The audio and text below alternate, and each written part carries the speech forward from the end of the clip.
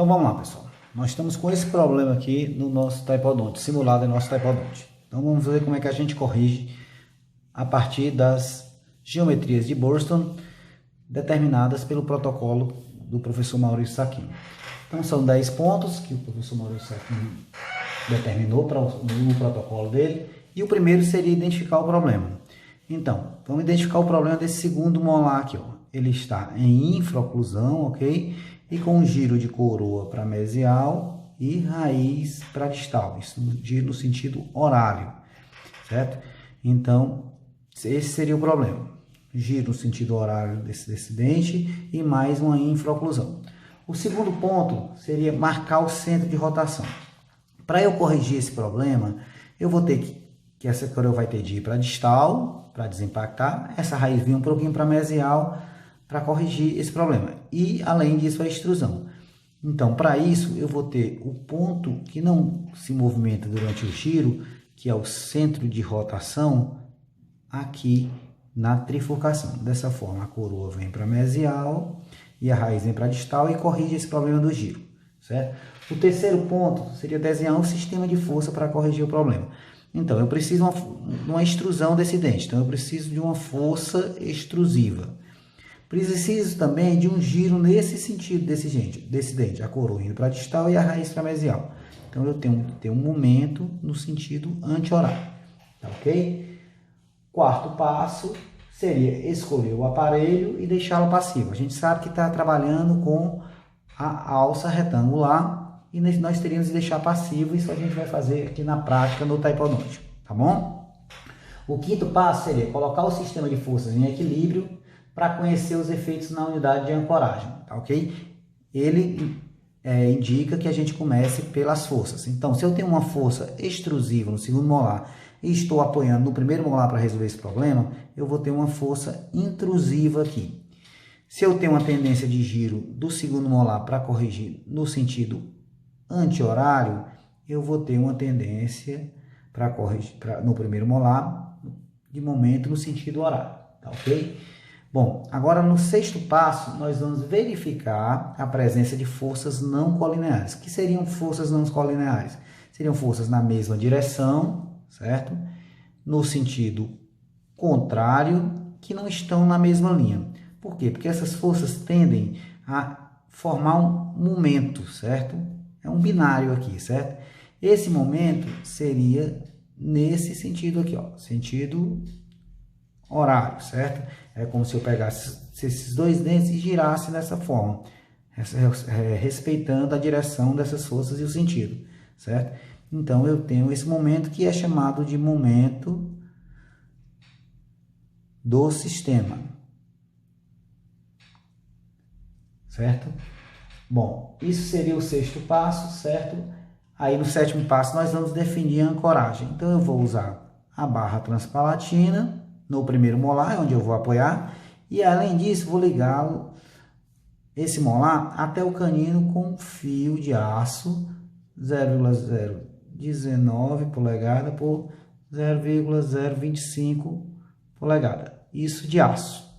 Então, esse dente, para ele não sofrer nenhum tipo de movimentação, certo? Agora eu vou determinar qual é a geometria que esse meu sistema de força deu. Então, vamos lá, eu tenho forças contrárias, tá?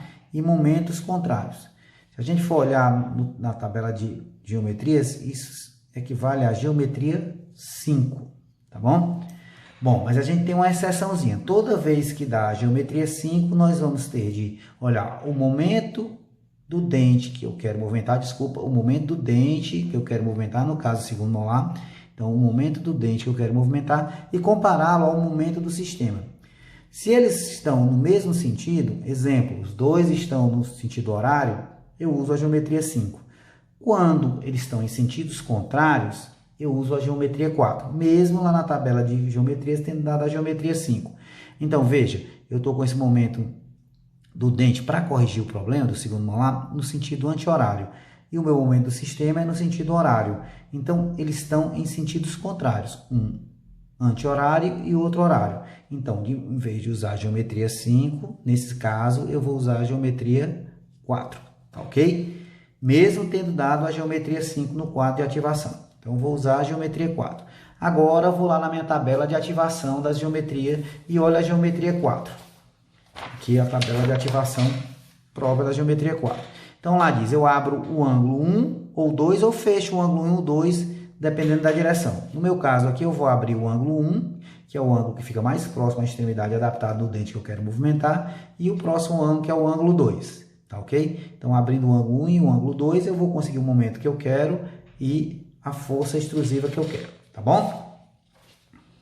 Então, pessoal, agora que eu já determinei qual a geometria que eu vou aplicar para corrigir o meu problema e também já vi como é a ativação no quadro de ativação, eu vou construir minha alça retangular. A alça retangular ela é construída com fio 17 por 25 TMA. Na verdade, o 0,017 polegadas por 0,025 polegadas, tá? Eu peguei um segmento de fio de 4 centímetros, não precisamos mais do que isso, tá? Uma das características da alça é o tamanho dessa alça retangular. Em média, nós devemos ter altura, quer dizer, cervico-oclusalmente, a gente tem de ter uma altura de 6 a 7 milímetros. E a largura, se a gente for pensar mesodistalmente, de 8 a 10 milímetros. Então, ela é confeccionada com alicate de Nance. É muito simples, são 4 dobras em ângulo reto. Então, eu vou fazer a primeira dobra em 90 graus, tá? Ok? E aqui no meu alicate eu já determinei que o terceiro degrau tem uma altura de 7 milímetros. Então eu já faço minha alça no terceiro degrau, já marcando no terceiro degrau, ok? Outra dobra de 90 graus. Então dá uma corrigidinha nessas dobras aqui, tá? Mais uma dobra de 90 graus, certo? Para determinar agora exatamente a largura da alça. E por último, deixa eu melhorar um pouco essas dobras. E por último, uma dobra mais de 90 graus. Pronto. A alça está confeccionada. É muito simples confeccionar essa alça, tá? Simples de ativar, relativamente simples de adaptar no segundo molar e a eficiência dela é muito grande, tá? A partir de agora, a gente vai ver, adaptar no nosso taipodonte e ver se ela está passiva essa alça. Bom, pessoal, após a confecção da alça retangular, nós vamos adaptar no taipodonte e nos assegurar que ela está passiva, tá bom?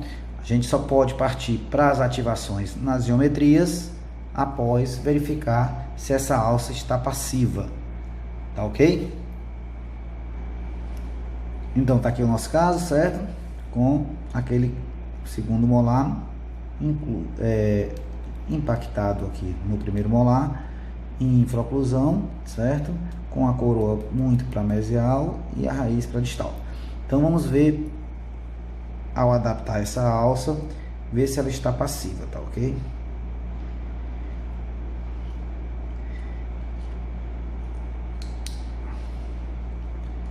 Então veja que a alça está quase passiva.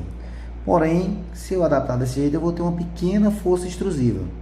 Nós vamos corrigir isso aqui, para evitar essa força extrusiva antes da nossa ativação. Então, o ideal é que a alça esteja realmente passiva, tá bom? Então, vou remover aqui. E aí agora com o alicate 130, tá? Eu vou levantar um pouquinho mais a hasteada. Então, vou fechar um pouquinho esse ângulo 4, tá?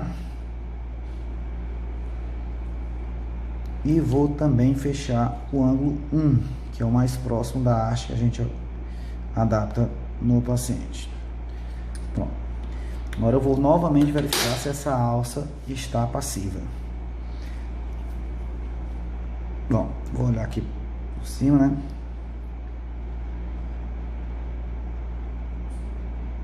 Tá, me parece que ela está passiva, assim. Vou dar uma melhoradinha aqui, só com 130 novamente.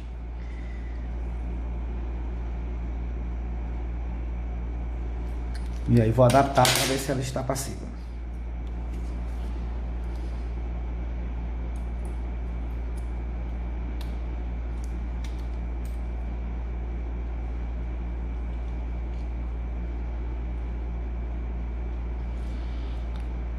Ok, pessoal.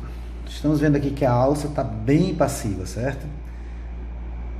Então, se a gente verificar, A gente tem uma alça bem passiva, tá bom? Então a gente está no ponto para ativar essa alça, ok? Vou remover novamente.